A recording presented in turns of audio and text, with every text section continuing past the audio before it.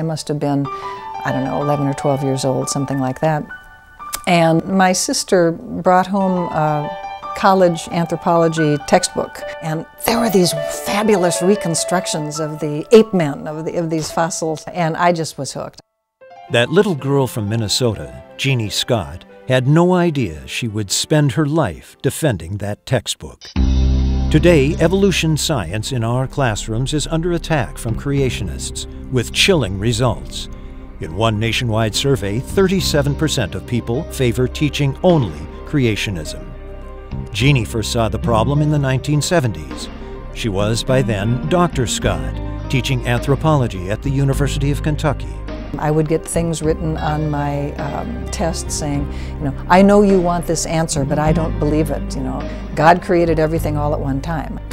So in 1987, Genie Scott agreed to run the National Center for Science Education in Oakland. Here, among awards and mementos, the dead serious job is keeping evolution in science classrooms and creationism out. The center monitors school districts, advises teachers and parents, and keeps scientists informed. Their staff is tiny, but don't be fooled. We put together coalitions at the grassroots of teachers and scientists and clergy and civil libertarians, people from the business community when we can get them. And that combination, much more often than not, does win the day. In October 2004, a war broke out in the small town of Dover, Pennsylvania. The famous example, Dover, Pennsylvania. In this recent case, a court overthrew school board attempts to teach creationism in the science class. Behind the scenes, Genie Scott. She was the person pulling everything together, providing us with scientific support, helping to build the strategy, deciding upon who would be the expert witnesses. Brown University in Rhode Island is where you find cell biologist Ken Miller. He co-authored the science textbooks under fire in Dover. Miller says besides Genie's court victories, her other far-reaching impact has been to foster an ethos in which scientists are encouraged to get out in the real world, to bring their ways of working and their ways of thinking across to the general public. I want to show something to you. This is our T-Rex from Montana. At Cal Berkeley's Museum of Paleontology, Judy Scotchmoor runs an evolution website and teacher workshops with Genie's help. She says Genie has been invaluable to science teachers.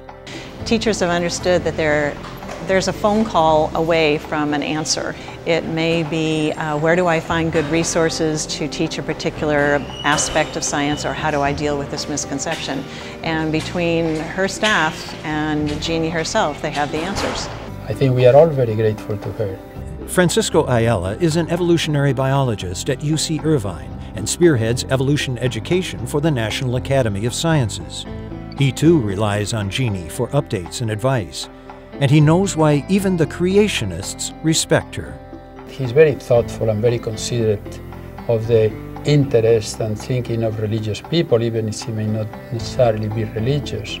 How I marveled at your restraint at not referring In to fact, Genie's so fair, she gives the hate mail and thank you notes equal space in the National Center for Science Education restroom. This is Carrie and I in Colorado. But she never forgets whom she works for. Children, like her own daughter, whose birth announcement displayed her chromosomes, and who today works with Mom. As for creationism being touted as a science, Genie says our kids deserve better. It's an attack upon evolution. And students learn falsely that evolution is some kind of shaky science that maybe is not really reliable, it's not as strongly supported as other aspects of science, and that's just wrong. So maybe it's no accident that outside Genie's window sits an elementary school, whose students may never know that across the street, someone fights for their future. I know that if NCSE hadn't been around these 20 years or so, the situation would be a lot worse. Because, frankly, we are effective. The creationists will tell you that.